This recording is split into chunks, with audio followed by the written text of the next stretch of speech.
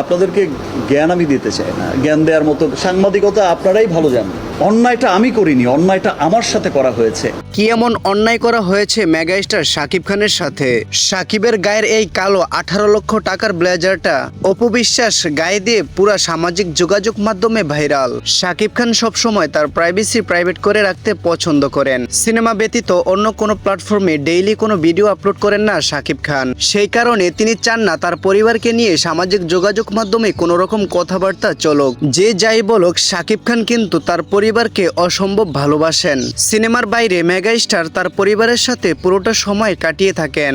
আবার অপু বিশ্বাস এক ভিডিও বার্তায় দেখিয়েছিলেন ব্লগের মাধ্যমে তাদের একমাত্র সন্তান জয়কে নিয়ে শাকিব খান সহ সুইজারল্যান্ড ভ্রমণ করতে গিয়েছেন।